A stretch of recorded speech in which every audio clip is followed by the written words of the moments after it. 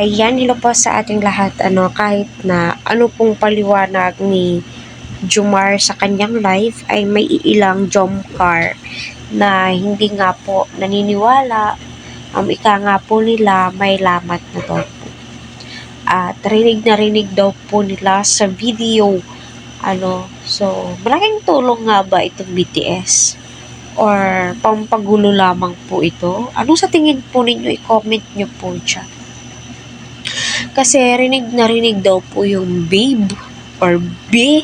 Kahit ako narinig ko din po yun. Hindi po tayo papa-epokrita or ano bang tawag doon. Yes, 100% na narinig ko at inulit-ulit ko din po yung video na yun. At sa paliwanag nga din po,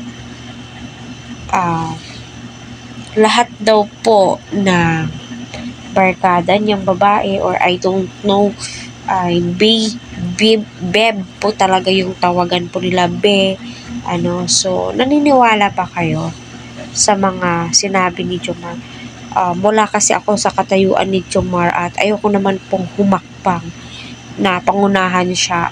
Mas mainam na yung galing mismo sa bibig niya. And sabi nga ni Kalinga Prab na never daw po niyang ilalove team ang kanyang mga tauhan, ang kanyang barkada, pinsan, kapag may karelasyon ito, may girlfriend ito, kasi selos po yung aabutin at mag-aaway-away po. Kasi hindi daw po sa malamang daw po baka mahulog po yung loob po nila sa isa't isa. So magiging third party ika nga po.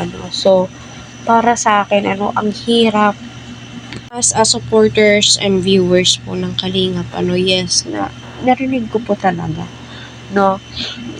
ang dami na pong gumawa ng reaction, ang dami na pong galit sa Facebook, na kahit na yung mga sinasabi, although di naman po sila nagmumura, so alam naman po natin yung mga Jomcar, di po talaga sila mahilig magmura.